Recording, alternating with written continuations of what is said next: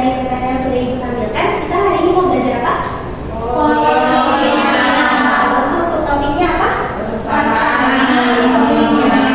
Ya, jadi ini lanjutan dari yang minggu kemarin ya. Minggu kemarin kita sudah belajar teorema sisa dan teorema kotor. Baik, sebelum memulai pembelajaran, di sini Ibu akan menjelaskan tujuan pembelajaran untuk hari ini terlebih dahulu. Jadi adik-adik nanti diharapkan setelah kegiatan belajar mengajar melalui pendekatan saintifik dan pembelajaran berbasis masalah dengan metode diskusi dan tanya jawab selesai, maka adik-adik dapat yang pertama menganalisis persamaan polinomial. Jadi adik-adik itu mengetahui apa sih persamaan polinomial itu, terus apa aja komponen-komponennya. Terus yang kedua menentukan akar-akar persamaan polinomial melalui langkah-langkah yang nanti akan dijelaskan. Terus yang ketiga menentukan jumlah akar-akar polinomial dan hasil kali akar-akar polinomial. Nah, jadi intinya pembelajaran hari ini empat tujuan pembelajaran ini. Nah, nanti untuk urutan pembelajarannya, pertama-tama Ibu akan mengulas kembali, mereview kembali materi yang minggu kemarin, yaitu teorema sisa dan teorema kotor. Nanti akan Ibu tanya ya kesimpulan dari yang teorema sisa dan teorema kotor itu apa. Terus nanti lanjut ke materi inti. Nanti setelah Ibu menjelaskan materi inti, akan ada diskusi masalah buat KPD, masing-masing kalian akan berkelompok, dan lanjut di akhir nanti akan ada kesimpulan, refleksi, dan tes normatif. Sampai sini ada yang mau ditanyakan atau ada yang jelas? Udah jelas, ya. Ibu lanjut. Nah, di sini ada sedikit motivasi untuk hari ini ya.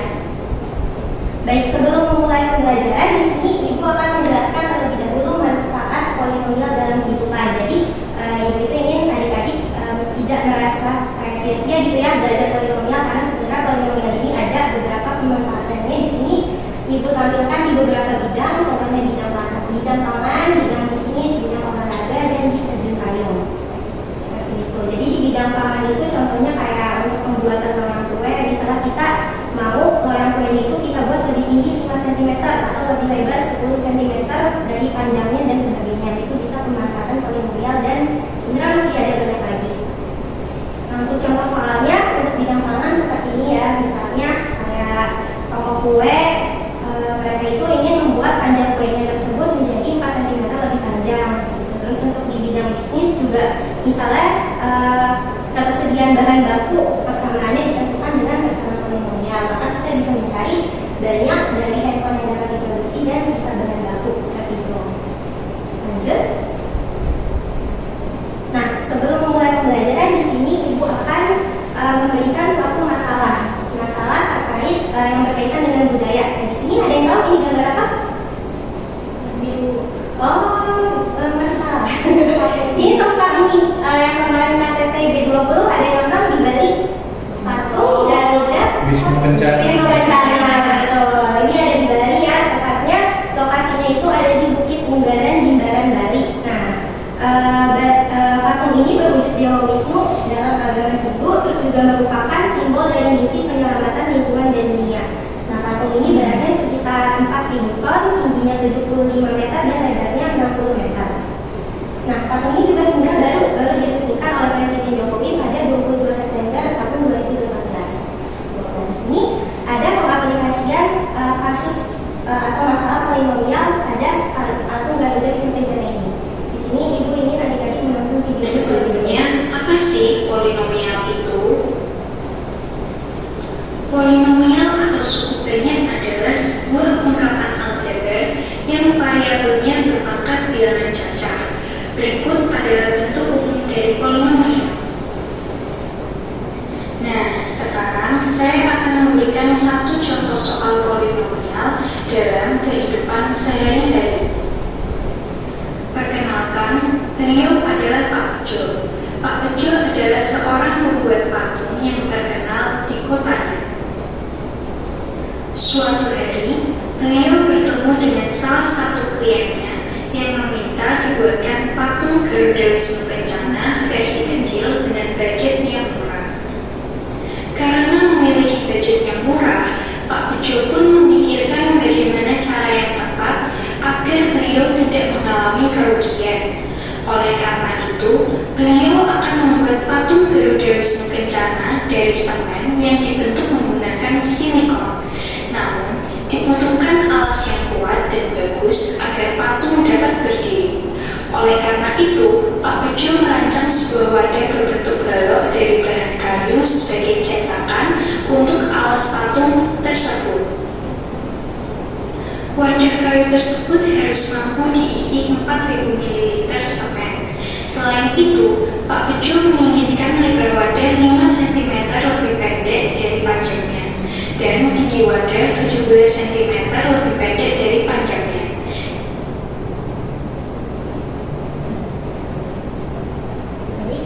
Sudah selesai videonya. Dari video tersebut, apa yang bisa kita simpulkan? Ada yang mau menjelaskan?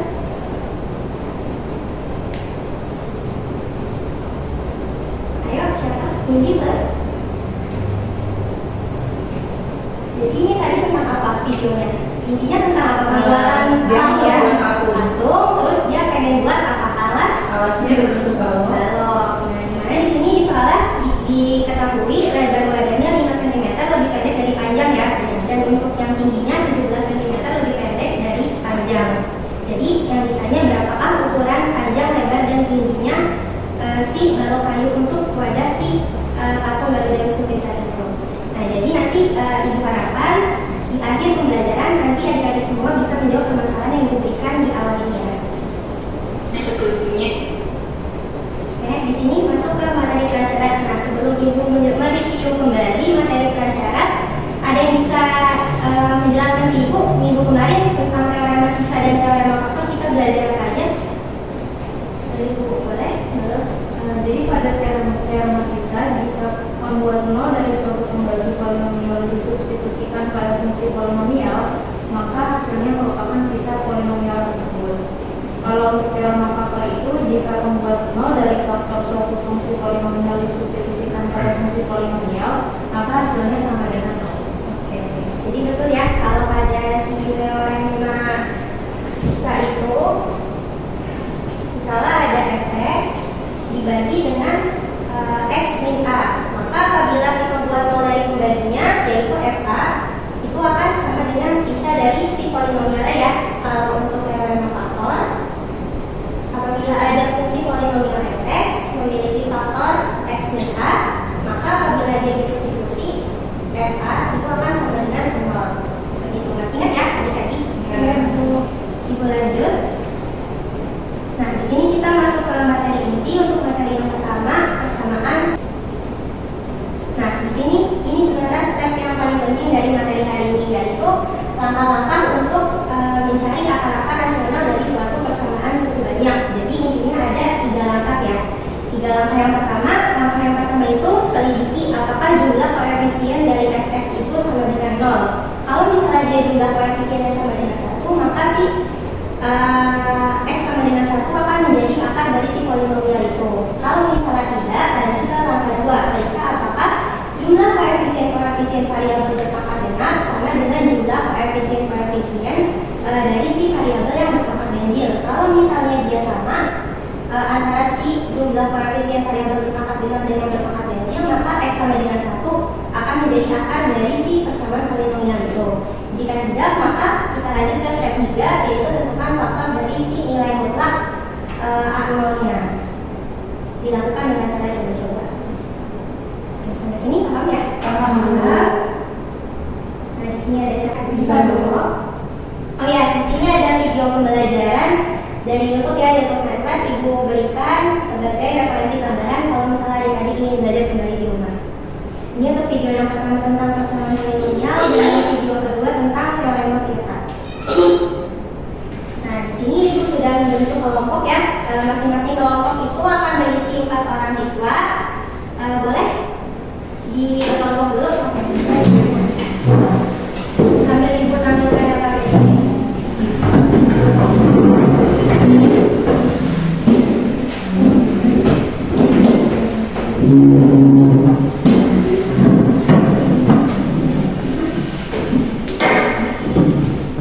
Ini kelompok 1 ya.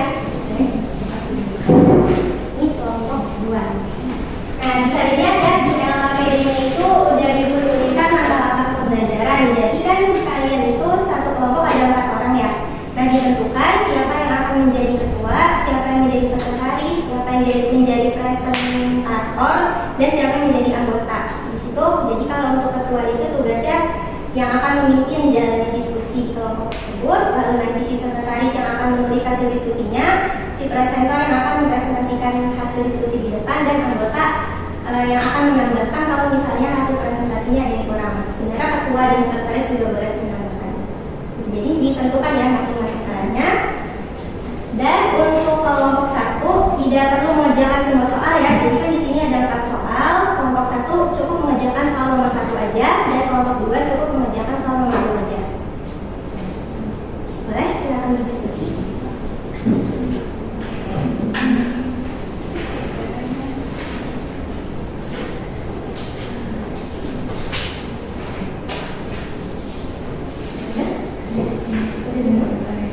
Dia lagi itu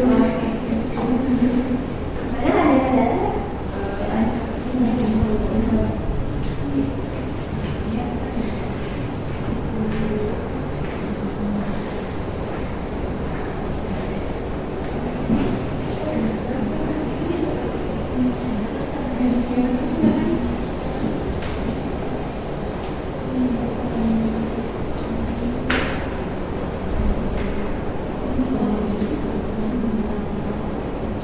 Oke, waktu berdiskusinya sudah habis ya.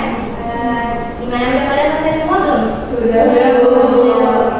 Berarti ibu pengen salah satu perwakilan kelompok untuk maju ya presentasi. Boleh kelompok 1 atau kelompok 2? Boleh, ini kalau dari kelompok 1 ya? Iya. Jadi menjelaskan soal nomor 1.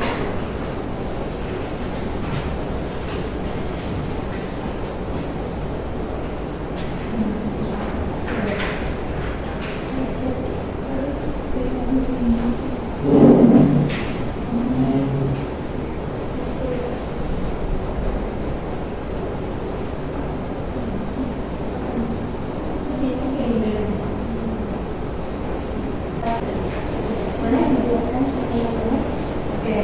Jadi untuk soal yang nomor 1 di sini ada fungsi polinomialnya yaitu x pangkat 3 dan x kuadrat min 32x tambah p, di mana salah satu akarnya adalah 2. Karena dia merupakan faktornya, berarti kita masukin ke teorema faktor, yaitu fk-nya sama dengan 0. Kita substitusi a-nya dengan 2, maka diperoleh nanti p-nya sama dengan 60. Maka bentuk polinomialnya adalah x pangkat 3 min x kuadrat min 32x ditambah 60. Kemudian kita masukin lagi menggunakan cara yang minggu lalu, yaitu metode corner. Di sini dimasukin x-nya 2, kemudian diperoleh hasil baginya adalah x kuadrat tambah x min 30. Nah, bentuk ini kita faktorin. Pemfaktorannya adalah x tambah 6 dikali x min 5, maka akar lainnya adalah negatif 6 dan 5. Ya, tepuk tangan dulu buat kelompok 1. Terima kasih ya. Jadi ini sudah benar ya jawabannya. Pertama-tama kita masukin dulu ke teorema faktor untuk mencari nilai P. Habis itu sudah persamaannya udah lengkap, kita pakaikan metode corner untuk mendapat si hasil bagi. Habis itu hasil baginya difaktorkan sehingga didapat akar-akar lainnya yaitu 6 dan 5. Untuk kelompok 2 sudah jelas, kenapa jadi soalnya beda ya? Yang ini gimana? Ada yang mau tanya nggak? Jelas, jelas ya.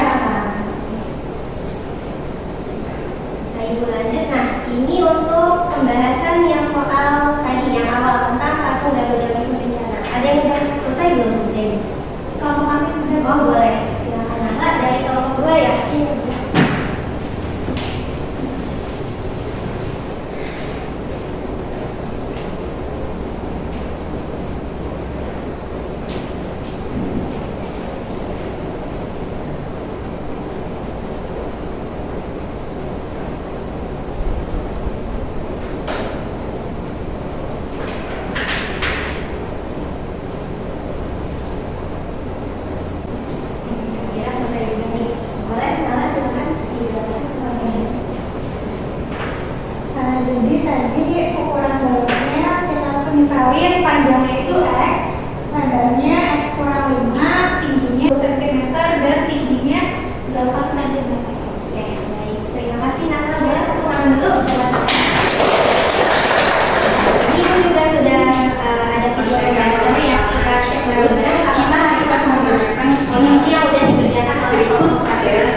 1 cm.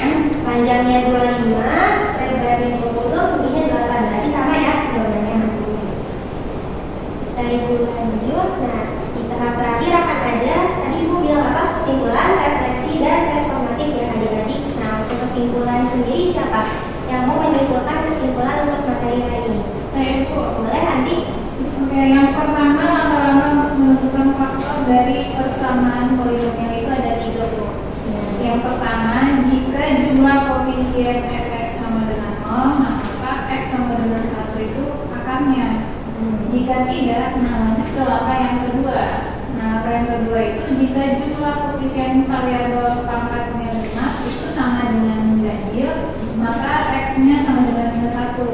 Itu merupakan akar. Nah, jika tidak, lanjut ke yang ketiga. Cara yang ketiga itu cari faktor dari konstanta polinomial, kemudian kita coba-coba sampai ketemu nanti sisanya 0. Oke. Untuk teorema beta, siapa yang menunjukkan? Saya Bu, boleh dari kelompok. Untuk teorema Vieta itu yang pertama itu kan ada kuadrat ya Bu. Kalau kuadrat itu rumusnya ax kuadrat tambah bx tambah c sama dengan 0. Nah itu x1 ditambah x2 sama dengan negatif b dibagi a. Kalau untuk x1 dikali x2 nya itu sama dengan c dibagi a. Nah untuk kubiknya itu rumusnya persamanya itu ax sama 3 ditambah bx kuadrat ditambah cx tambah b sama dengan 0. Nah itu rumusnya lagi itu x1 ditambah x2 tambah x3 itu sama dengan negatif b dibagi a, dan x1 dikali x2 ditambah x1 dikali x3 ditambah x2 dikali x3 itu sama dengan c dibagi a, dan x1 dikali x2 dikali x3 sama dengan negatif b dibagi a. Oke, di situ sebenarnya Ibu sampai kuartik ya, cuma biasanya yang lebih sering keluar itu kuadrat atau kubik. Oke, yang lain sudah paham ya sama kesimpulannya dengan teman-teman kalian?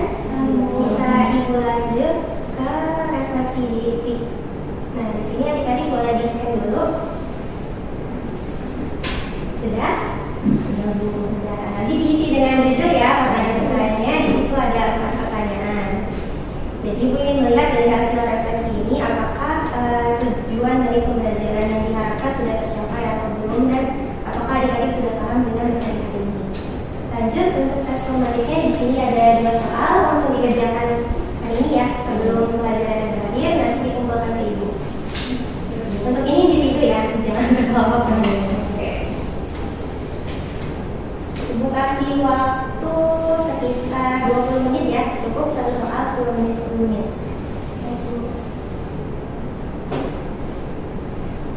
Ya, sudah 20 menit? Sudah selesai semua? Sudah Bu. Sudah, boleh dikumpulkan?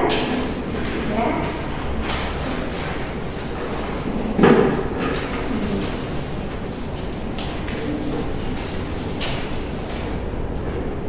Ya, jadi untuk hari ini sudah sampai di akhir ya di tes formatif. Terima kasih banyak, kurang lebihnya Ibu mohon maaf. Jangan lupa untuk materi minggu depan kita masuk ke materi baru yaitu integral tentu. Jadi nanti dipelajari lagi di rumah.